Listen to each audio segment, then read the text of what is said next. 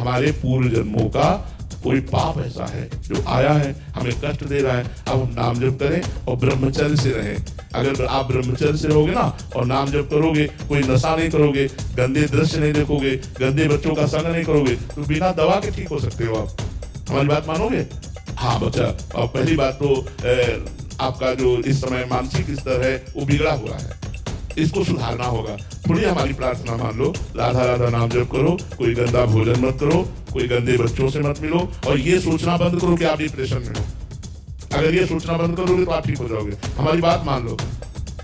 आप पर विश्वास ही नहीं हो पाता है। जैसे मैं सुनता तो हूँ राधा राधा, जब मन अंदर से कहता है नहीं राधा राधा से कुछ हाँ, वो क्या है कि सुनो पूर्व का जब पाप अंदर आता है ना तो वो भगवान, संत, भक्त इन पर अश्रद्धा करवाता है। लेकिन जैसे हम कड़वी दवा भी खाते हैं ना, तो हमारी रुचि नहीं है पर हम खाते हैं, ऐसे मान करके राधा राधा जपो, नाम जप करो, भगवान तुम्हारा मंगल करेंगे। बड़े मंगल भवन है, आपके ऊपर कृपा न हुई होती तो आप वृंदावन ना आए होते। आपके ऊपर कृपा है ना, आप हमारे सामने बात कर रहे हैं, इसलिए प्रसन्न हो जाओ और नाम जप करो। कोई गंदा भोजन, गंदे आचरण, गंदा संग, इनका त्याग करो और नाम जप करते 1 महीना बाद फिर हमसे मिलो आप, ठीक है? आप बताओ, भगवान कहाँ से आए? भगवान को किसने बनाया? बच्चा, भगवान स्वयंभू है। स्वयंभू माने स्वयं प्रकट होना। भगवान ने सबको बनाया, भगवान को कौन बनाएगा बच्चा? भगवान स्वयंभू है। स्वयं माने स्वयं प्रकट होना, स्वयं सच्चिदानंद है। जैसे हमारे पिता तो बाबा, पर बाबा, फिर उसके बाद हम बढ़ते चले जाए तो ब्रह्मा जी, और ब्रह्मा जी कहाँ से प्रकट हुए? भगवान से। तो भगवान स्वयं प्रकट है, भगवान को किसी ने प्रकट नहीं किया, भगवान को किसी ने नहीं बनाया, भगवान स्वयं प्रकट है। स्वयं अपने आप का निर्माण करके इन रूपों में भगवान विराजमान, सब रूपों में एक हम बहुत श्यामा, वही भगवान बहुत रूपों में विराजमान, ठीक है? देखो, आज हमारे नए समाज के जो बच्चों की दुर्दशा हो रही है उसका कारण है व्यसन और व्यभिचार। हम इसीलिए बहुत प्रार्थना करते हैं माता पिता से, टीचर से, गुरुजनों से, संत जनों से कि हमारी समाज को बचा लिया जाए।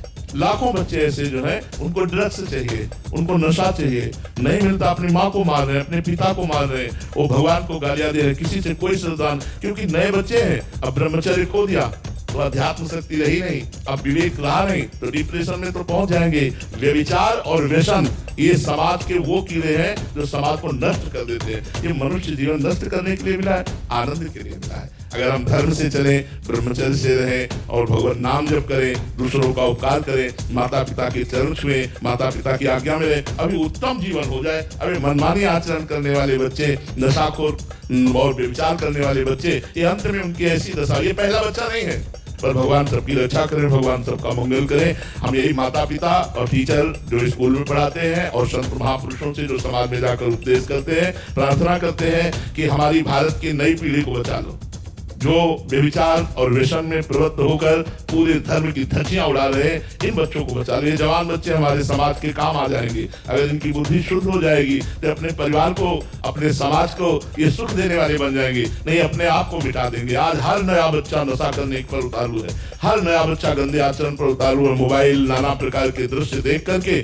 उनमें उन्मत्तता उनकी छा रही है। बहुत से बच्चे ऐसे हैं जो ड्रग्स आदि लेकर अपने आप को बिल्कुल कंट्रोल फ्री कर चुके हैं, जो मनाया सो कर रहे हैं, जो मनाया सो खा रहे हैं, जो मनाया सो बोल रहे हैं, जैसे मनाया वैसे जी रहे हैं। ऐसा जीवन नहीं, बिना अध्यात्म के पशुवत जीवन हो जाता है। महाराज जी बहुत सारे, अभी तो महाराज जी कुछ बच्चे आपका प्रवचन सुन के आगे बढ़ने लगे हैं और बाहर निकलना चाहते हैं, पर कॉलेज की हालत महाराज जी ऐसी है, जहाँ हॉस्टल में रहते हैं, स्कूलों में, और बाहर समाज की बहुत ऐसी दुर्दशा हो गई है। सोशल मीडिया आदि का जमाना है महाराज जी, जैसे हम देखते हैं वैसे हमारी मान्यताएं बन जाती हैं और वैसा ही हम क्रियान्वित होने के लिए प्रयासरत हो जाते हैं। तो ऐसे में महाराज जी बहुत दुर्दशा है, बहुत दुर्दशा है महाराज जी।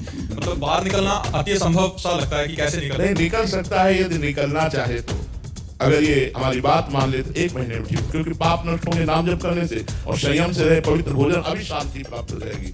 मन को शांति चाहिए। जो दशा है अशांत दशा है, किसी दवा में इतनी ताकत नहीं कि तुम्हें शांति दे सके। दवा तुम्हें बेहोश कर सकती है, दवा तुम्हें नींद में सुला सकती है, 2-10 घंटे के लिए आपको बिल्कुल बेसुध कर सकती है, लेकिन शांति नहीं दे सकती। शांति होगी विवेक से, अध्यात्म से, भजन से, सतमार्ग से। आजकल बच्चों को बैठाकर अध्यात्म सुनाया ही नहीं जा रहा, नाम जप करवाया ही नहीं जा रहा, बस माता पिता बालक कहीं बुलावे, उधर भले सो जतन सिखावे। बहुत बड़ा एक रोग आ गया नकारात्मक जो विचारों का, इतना बड़ा। कल भी 1-2 बच्चे आए थे हमारे जो इतना नेगेटिव सोच है कि मतलब वो पॉजिटिव लेना ही नहीं चाह रहे। मतलब वो शुरुआत कहाँ से करें, उनको ये पाप का फल है नकारात्मक सोच और पुण्य का फल है सकारात्मक सोच।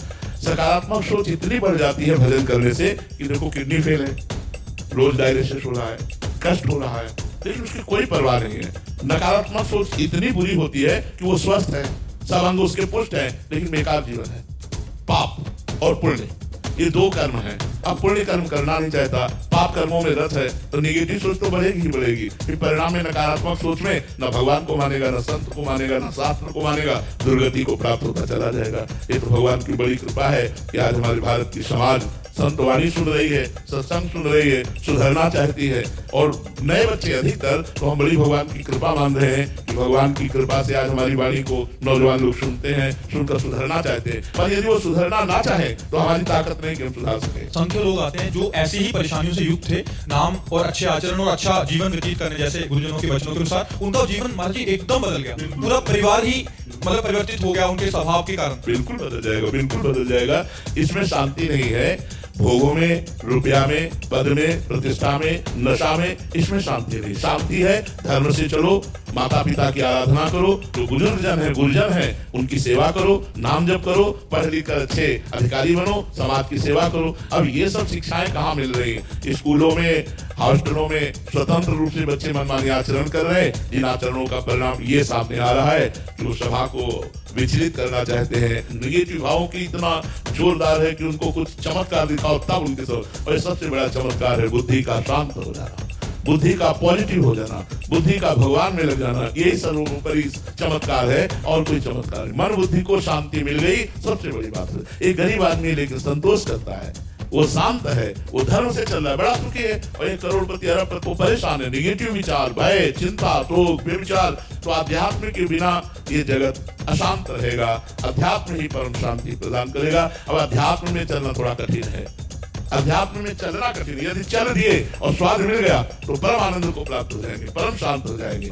कुल सार है कि नकारात्मक ऊर्जा जो अंदर उत्पन्न होती है वो हमारी पाप कर्म है, अधर्म आचरण से, और पुण्य कार्य और जो अध्यात्म से चलने वाले व्यक्ति के अंदर एक सकारात्मक ऊर्जा है। हाँ बिल्कुल, इसी से हर व्यक्ति को थोड़ी देर ही सही, हम तो कहते हैं 24 घंटे में यदि 24 मिनट आप भगवान का नाम जप करेंगे तो आपको शांति मिलना प्रारंभ हो जाएगी। आप खुद देख लीजिए, आपको आनंद प्राप्त होना शुरू हो जाएगा। आप खुद देख लीजिए, 24 घंटे में 24 मिनट समय दे दीजिए और आधार आधार आप जप कीजिए। आप देखिए आपका कितना परिवर्तन होता है। थोड़ा लंबे समय तक कीजिए, साथ ही दीर्घ काल निरंतर सत्कार से भी तो दृढ़ भूमि, दीर्घ काल तक निरंतर यदि आदर से नाम जप किया जाए तो चमत्कार दिखा। उसमें मन ना लगे तो भी मन ना लगे तो भी हम भोजन पाते हैं, मन ना लगे तो भी पेट भरी जाता है ना। ऐसे मन ना लगे और नाम जप करें तो हमारा मंगल हो जाए। भाव कुभाव अनख आलसहु नाम जपत मंगल दिशो, दसों दिशाओं में मंगल हो जाएगा यदि हम भगवान का नाम जप। केवल जिह्वा से हमारे जप करें, केवल जिह्वा जिह्वा के वर्तते नाम तुभ्यम अवत सुपृष्टो गरियान, यह जिह्वा के वर्तते। वो सबसे श्रेष्ठ पूजनी बन सकता है यदि वो अपनी जिह्वा से भगवान हरि का नाम जप करे, राधा राधा नाम जप करे, राम राम नाम जप करे। बड़ा चमत्कार नाम जप में, बड़ा चमत्कार नाम जप में। आप नाम जप करके देखो, परम शांति मिलेगी, परम आनंद मिलेगा और इस लोक की भी संपत्ति मिलेगी। पर लोक तो मिलेगा भी, इस लोक में भी आप आनंदित रहेंगे। नमक रोटी खाएंगे लेकिन आप प्रसन्न रहेंगे। आप भले थोड़ा सा कम पैसे की जीवन व्यतीत कर, साइकिल से चल रहे हैं, थोड़ा वैसे कपड़े नहीं है, लेकिन आप अंदर से बड़े आनंदित रहेंगे। बड़ी बड़ी गाड़ियों से चल रहे हैं, शांत है, जल रहे हैं, निगेटिव